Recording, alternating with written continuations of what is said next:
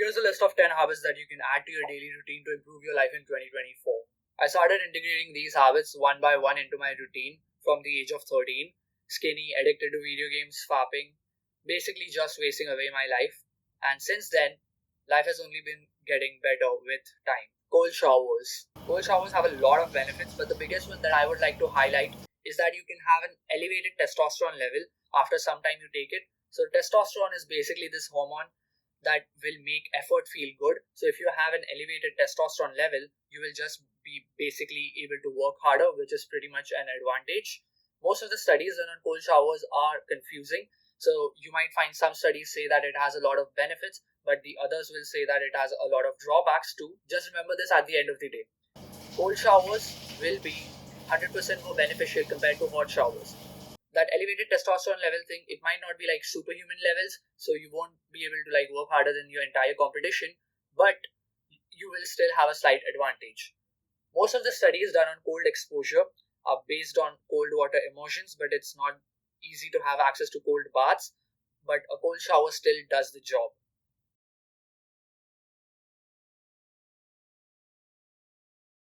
Meditation.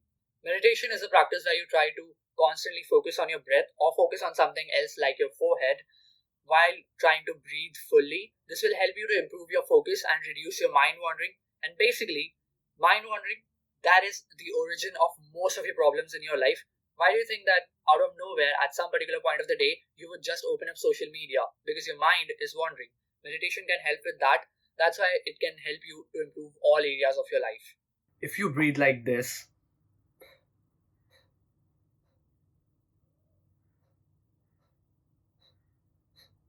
you're basically just destroying your life. Resistance training. If you have access to the gym, just go there, or you can just work out at home. This will help you to build a more attractive physique over time, which will improve your confidence. Most of my confidence increase initially just came because I started working out, and it really helped me a lot. This will also help you to increase your strength levels, which is very important for your vitality and longevity. If you do not give a damn about those words, then it's perfectly fine. It will help you to control your emotions, and it will give you a better overall mood because it works like some kind of a therapy session. No intelligent man on this planet ever said that this guy looks better than this one. Sleep schedule. Having a consistent sleep schedule helps you to have a good circadian rhythm. So, circadian rhythm is like this internal biological clock of your body, which helps you to know when to wake up and when to go to bed. This will help you to improve your hormone production, which will basically just improve the overall quality of your life. Now, it doesn't really matter a lot at what time do you go to bed and what time you wake up, as long as you have a proper consistent sleep schedule. But obviously, that does not mean that you can go to bed at 4 a.m. and wake up at 2 p.m. because that will definitely mess up your circadian rhythm. Cardio. Having some form of cardio as part of your weekly routine helps you to improve your blood circulation. And why is that important? Because how do you think muscle is built? You go to the gym, you tear down the muscle tissue, and when it's time for recovery, the blood transfers the nutrients, oxygen, and water to the muscles, and therefore, when the muscle gets repaired, it gets bigger over time. So basically, cardio just complements your gym progress in some ways. Less fap. This is a modified version of no fap, where you're just trying to decrease the frequency of your fapping rather than just trying to have this mindset of obsessing over streak and having like a 14-day streak where you have particular benefits and having a 30-day streak where you have a different set of benefits, and when you get to day 90 you just basically become like this superhuman demigod thing and you have the capabilities to do anything in the world. That's not the case. It's true that you will have benefits going on no fap, but it's not that the benefits are just humongous, and if you relapse, all the benefits that you had till now are just gone. It basically doesn't work like that. So by doing this, so for example, if the last year you fap daily 365 days, you can set a goal for this year to just fap for 265 days. That's 100 days less.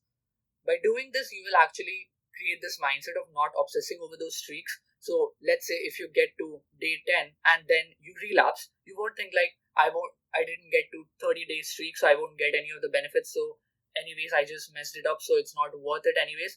So what I'm gonna do is just go on a fapathon and keep fapping because now I won't have the benefits. You will think like this, that I got to day 10 and I decreased my fapping because I was fapping daily the last year, but this time I could resist it for 10 days. And then you will just have some form of guilt because you did relapse, but then you will just go ahead with it. You will let go of it and then just think to yourself, I just need to not fap for 90 more days this year, which is not that hard. So I'll just continue to do it. Going about it this way, you will just be able to decrease the frequency of your fapping over time. So let's say after a long time, for example, 3 years, you will have the capability to give up on it completely. And when you do so, then just go ahead and give up. If you watch this long, then you should probably just subscribe to the channel. Journaling. It's like writing a super detailed autobiography. You will realize a lot about yourself through this process. This will help you to also declutter your mind, so you will have lesser random thoughts and you will be able to focus better.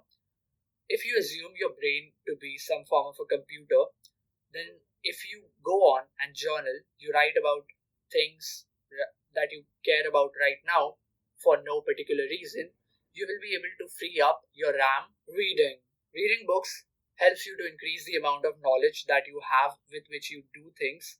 It's better to just read a book on self-help from a world-class entrepreneur rather than watching 1,000 different 10-minute self-help YouTube videos like this one.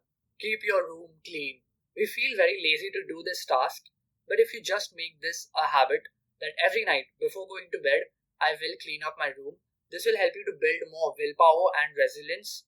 And if your room is clean, it will just give you more clarity to accomplish work throughout the day. Hydration. Keeping yourself hydrated gives you double the amount of energy rather than just neglecting it. And it's pretty simple.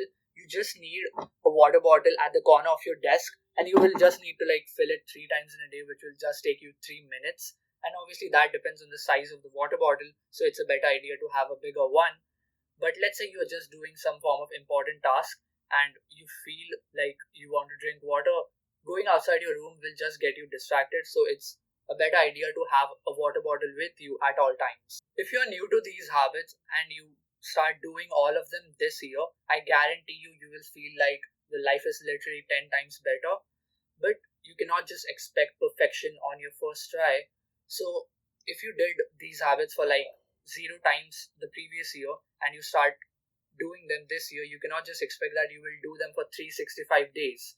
What you need to do is set goals for each of these habits. So if the habit is comparatively easier, let's say cold showers, then you can set a goal of taking cold showers for 200 days this year. That's still 200 days more than the previous year, which is a massive improvement.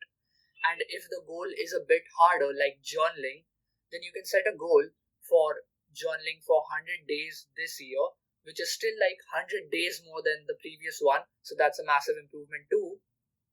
By going about it like this, you will not create the no-fap streak kind of thing where you just set your expectations way too high in the first try, and then when you mess up on it, you will just feel like a complete loser, a complete failure, and then you just feel like I'll just give up on it completely, which is basically not worth it in the end.